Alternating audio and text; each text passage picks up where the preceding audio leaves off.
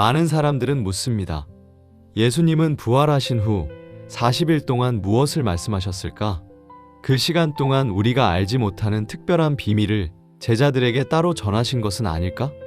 성경 밖 어딘가에 잃어버린 말씀이 남아있는 것은 아닐까? 그래서 사람들은 숨겨진 기록을 찾고 잃어버린 복음서를 찾고 삭제된 말씀을 찾습니다. 그러나 어쩌면 우리가 정말 놓치고 있는 것은 숨겨진 말씀이 아닐 수 있습니다. 이미 주어진 말씀의 중심을 놓치고 있는 것일 수 있습니다. 사도행전은 이렇게 말합니다. 예수님께서 고난을 받으신 후 자신이 살아계심을 여러 확실한 증거로 나타내셨고 40일 동안 그들에게 보이시며 하나님 나라의 일을 말씀하셨다고 합니다. 성경은 그 40일을 길게 설명하지 않습니다. 예수님이 하신 모든 말씀을 하나하나 기록하지도 않습니다. 그러나 중심은 분명히 말합니다. 하나님 나라. 부활 후 40일의 중심은 호기심을 채우는 비밀 지식이 아니라 하나님 나라였습니다. 예수님은 부활하신 후 제자들에게 새로운 정보를 주신 것이 아니었습니다. 먼저 자신이 살아계심을 보이셨습니다. 십자가에서 죽으신 분이 정말 살아나셨다는 것, 무너진 제자들이 따르던 그 주님이 실패로 끝나지 않으셨다는 것, 죽음이 마지막 말이 아니었다는 것. 부활은 새로운 교리 하나가 추가된 사건이 아니라 모든 것이 다시 해석되는 사건이었습니다. 십자가도 다시 보이기 시작했습니다.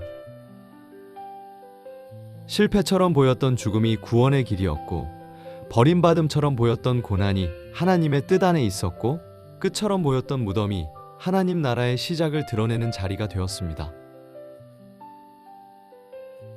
제자들은 예수님을 따랐지만 아직 알지 못했습니다. 그들은 기적을 보았고 말씀을 들었고 주님과 함께 걸었지만 십자가 앞에서는 무너졌습니다. 두려움에 숨었고 도망쳤고 부인했고 의심했습니다. 그런 제자들에게 부활하신 예수님이 찾아오셨습니다. 그리고 책망보다 먼저 평강을 말씀하셨습니다. 너희에게 평강이 있을지어다. 이 말은 단순한 인사가 아니었습니다. 무너진 자들을 다시 세우는 말씀입니다. 두려움 속에 갇힌 자들을 다시 밖으로 보내는 말씀입니다. 실패한 제자들을 다시 증인으로 부르시는 말씀입니다. 부활 후 40일은 제자들이 특별한 비밀을 배운 시간이기 전에 제자들이 다시 회복된 시간이었습니다. 믿음이 다시 세워지고 성경이 다시 열리고 사명이 다시 주어지고 기다림의 이유가 다시 분명해진 시간이었습니다. 우리는 때때로 더 특별한 말씀을 찾습니다. 더 감춰진 말씀, 더 깊은 계시, 더 충격적인 이야기를 찾습니다. 그러나 부활하신 예수님은 제자들을 호기심의 사람으로 세우지 않으셨습니다. 증인의 사람으로 세우셨습니다. 부활하신 예수님은 성경을 다시 열어주셨습니다. 엠마오로 가던 두 제자는 예수님의 죽음을 이해하지 못했습니다. 그들은 실망했고 낙심했고 모든 것이 끝났다고 생각했습니다. 그때 예수님은 새로운 비밀 문서를 꺼내신 것이 아니었습니다. 모세와 선지자의 글로부터 시작하여 성경 전체가 그리스도를 어떻게 말하고 있는지 풀어주셨습니다. 그들의 눈이 열리기 전에 먼저 성경이 열렸습니다. 이것이 중요합니다. 부활 후 예수님의 가르침은 성경 밖으로 나가는 길이 아니라 성경 전체의 중심으로 들어가는 길이었습니다. 성경은 처음부터 하나님 나라의 이야기입니다. 하나님이 창조하셨고 사람은 하나님과 함께 살도록 지음받았습니다. 그러나 죄로 인해 하나님과의 관계가 깨졌고 사람은 하나님 없이 사는 길로 흘러갔습니다. 에덴에서 잃어버린 것은 단순한 장소가 아니었습니다. 하나님의 생명, 하나님의 임재, 하나님의 다스림이었습니다. 그리고 성경은 그 잃어버린 것을 하나님이 어떻게 회복하시는지를 보여줍니다. 아브라함을 부르시고 이스라엘을 세우시고 율법과 성막과 성전을 주시고 왕과 선지자를 보내시며 결국 그 모든 흐름은 그리스도께로 향합니다. 예수님은 오셔서 말씀하셨습니다. 하나님 나라가 가까이 왔다. 그분 안에서 하나님의 다스림이 임했습니다. 그분의 말씀 안에서 하나님의 뜻이 드러났습니다. 그분의 치유 안에서 깨어진 창조가 회복되기 시작했습니다. 그분의 십자가 안에서 죄의 권세가 무너졌습니다. 그분의 부활 안에서 죽음의 마지막 권세가 깨졌습니다. 그러므로 부활 후 40일 동안 예수님이 말씀하신 하나님 나라는 전혀 새로운 주제가 아니었습니다. 처음부터 이어져 온 성경의 중심이 십자가와 부활을 지나 더 선명하게 드러난 것이었습니다. 그런데 사람들은 자주 중심보다 주변을 좋아합니다. 분명한 말씀보다 숨겨진 이야기를 좋아합니다. 이미 주어진 복음보다 새로운 비밀을 좋아합니다. 그러나 신앙은 비밀스러운 정보를 더 많이 아는 것이 아닙니다. 신앙은 이미 주어진 말씀 앞에서 눈이 열리는 것입니다. 십자가가 다시 보이고 부활이 다시 보이고 하나님 나라가 다시 보이고 내가 누구인지 다시 보이는 것입니다. 부활하신 예수님은 제자들에게 사명을 주셨습니다. 너희는 가서 모든 민족을 제자로 삼으라. 죄사함을 얻게 하는 회개가 예루살렘에서 시작하여 모든 족속에게 전파될 것이다. 아버지께서 나를 보내신 것 같이 나도 너희를 보내노라. 성령이 너희에게 임하시면 너희가 권능을 받고 예루살렘과 온 유대와 사마리아와 땅끝까지 이르러 내 증인이 되리라. 복음서와 사도행전의 표현은 다르지만 흐름은 하나입니다. 부활하신 예수님은 제자들을 세상 밖으로 보내셨습니다. 그들이 전해야 할 것은 숨겨진 지식이 아니었습니다. 예수 그리스도의 죽음과 부활, 죄 사함, 하나님 나라, 성령의 권능, 그리고 모든 민족을 향한 복음이었습니다. 여기서 또 하나 중요한 것은 예수님이 제자들에게 곧바로 뛰어나가라고 하지 않으셨다는 점입니다. 예수님은 말씀하셨습니다. 예루살렘을 떠나지 말고 아버지께서 약속하신 것을 기다리라. 이 기다림은 아무것도 하지 않는 시간이 아니었습니다. 하나님의 능력으로 시작하기 위한 시간이었습니다. 제자들은 이미 예수님을 보았습니다. 이미 부활을 확인했습니다. 이미 말씀을 들었습니다. 이미 사명을 받았습니다. 그런데도 예수님은 기다리라고 하셨습니다. 왜냐하면 하나님 나라의 일은 사람의 열심만으로 감당할 수 없기 때문입니다.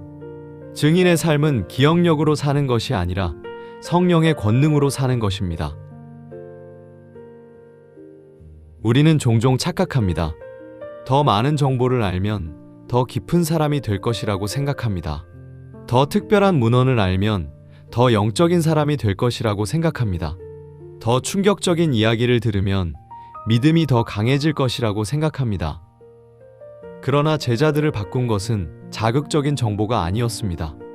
부활하신 주님과의 만남, 열린 성경, 하나님 나라의 말씀, 성령의 약속, 그리고 증인의 사명이었습니다. 그것이 제자들을 바꾸었습니다. 도망치던 사람들이 복음을 전하는 사람이 되었습니다. 두려워 숨던 사람들이 담대히 말하는 사람이 되었습니다. 실패했던 사람들이 교회의 기초가 되었습니다. 그러므로 우리는 질문해야 합니다. 나는 정말 숨겨진 말씀을 찾고 있는가? 아니면 이미 주어진 말씀을 깊이 듣지 못하고 있는가? 나는 새로운 비밀이 필요한가? 아니면 십자가와 부활의 의미가 다시 열려야 하는가? 나는 성경 밖에서 특별한 것을 찾고 있는가? 아니면 성경 안에 이미 흐르고 있는 하나님 나라의 구조를 놓치고 있는가? 부활 후 40일은 공백의 시간이 아니었습니다. 예수님이 침묵하신 시간도 아니었습니다. 그 시간은 제자들이 다시 정렬되는 시간이었습니다. 십자가와 부활이 연결되고 성경과 복음이 연결되고 하나님 나라와 교회가 연결되고 성령의 약속과 땅끝의 사명이 연결되는 시간이었습니다. 부활 후 40일은 예수님의 사역이 끝나고 교회의 사역이 시작되는 전환의 시간이었습니다. 그러나 그 전환은 예수님이 사라지는 전환이 아니었습니다. 승천은 예수님의 부재가 아니라 예수님의 통치의 시작이었습니다. 예수님은 떠나신 것이 아니라 하나님 보좌 우편에서 다스리십니다. 그리고 성령으로 그의 백성과 함께 하십니다. 그래서 사도행전은 예수님의 승천 이후에도 예수님의 일이 계속되는 책입니다. 예수님은 하늘에 오르셨지만 그의 이름은 땅에서 전파됩니다. 예수님은 보좌에 계시지만 성령은 교회 가운데 역사하십니다. 예수님은 눈에 보이지 않지만 제자들은 그의 증인으로 살아갑니다. 이것이 하나님 나라의 방식입니다. 보이지 않지만 실제이고 조용하지만 확장되며 약해 보이지만 멈추지 않습니다. 그러므로 우리에게 필요한 것은 자극적인 비밀이 아닙니다. 정경 성경의 중심을 다시 붙잡는 것입니다. 예수님은 죽으셨습니다. 예수님은 부활하셨습니다. 예수님은 하나님 나라를 말씀하셨습니다. 예수님은 성령을 약속하셨습니다. 예수님은 제자들을 증인으로 보내셨습니다. 예수님은 승천하셨고 다시 오실 것입니다. 이것은 너무 익숙해서 가볍게 보일 수 있습니다. 그러나 이것이 복음의 중심입니다. 익숙하다고 해서 약한 것이 아닙니다. 자주 들었다고 해서 작은 것이 아닙니다. 오히려 너무 크기 때문에 우리는 자주 그 중심을 놓칩니다. 사람들은 숨겨진 말씀을 찾습니다. 그러나 주님은 이미 드러난 말씀으로 우리를 부르십니다. 사람들은 삭제된 진실을 찾습니다. 그러나 성경은 십자가와 부활 안에서 하나님의 진실을 이미 드러냅니다. 사람들은 특별한 비밀을 찾습니다. 그러나 예수님은 하나님 나라의 중심으로 우리를 초대하십니다. 오늘 우리는 다시 그 중심 앞에 서야 합니다. 부활하신 예수님은 우리에게도 말씀하십니다. 두려움 속에 머물지 말라. 실패가 너의 끝이 아니다. 성경을 다시 보라. 하나님 나라를 붙잡으라. 성령을 의지하라. 그리고 내가 너를 보낸 자리에서 나의 증인으로 살아가라. 부활 후 40일의 말씀은 감춰진 호기심의 자료가 아니라 교회를 세우는 하나님 나라의 말씀입니다. 그 말씀은 제자들을 다시 세웠고 교회를 시작하게 했고 복음이 땅끝까지 흘러가게 했습니다. 그리고 오늘도 우리의 신앙을 다시 정렬합니다. 우리는 더 이상 숨겨진 말씀을 찾아 헤매지 않아도 됩니다. 이미 주어진 말씀 안에서 그리스도를 다시 보고 십자가와 부활 안에서 하나님 나라를 다시 보고 성령의 권능 안에서 우리의 자리와 사명을 다시 보면 됩니다. 숨겨진 말씀이 부족한 것이 아닙니다. 놓쳐버린 중심이 문제입니다. 그리고 그 중심은 지금도 분명합니다. 예수 그리스도, 그의 십자가, 그의 부활, 하나님 나라, 성령의 권능, 그리고 땅끝까지 이어지는 증인의 삶. 이것이 부활 후 40일이 우리에게 남기는 가장 분명한 흐름입니다. 주님, 숨겨진 것을 찾느라 이미 주신 말씀의 중심을 놓치지 않게 하옵소서. 자극적인 말에 흔들리기보다 십자가와 부활의 복음 안에 깊이 뿌리 내리게 하옵소서. 부활하신 주님께서 제자들을 다시 세우셨듯이 오늘 우리도 다시 세워주옵소서. 하나님 나라의 일을 보게 하시고 성령의 권능을 의지하게 하시며 우리의 삶이 그리스도의 증인의 삶이 되게 하옵소서.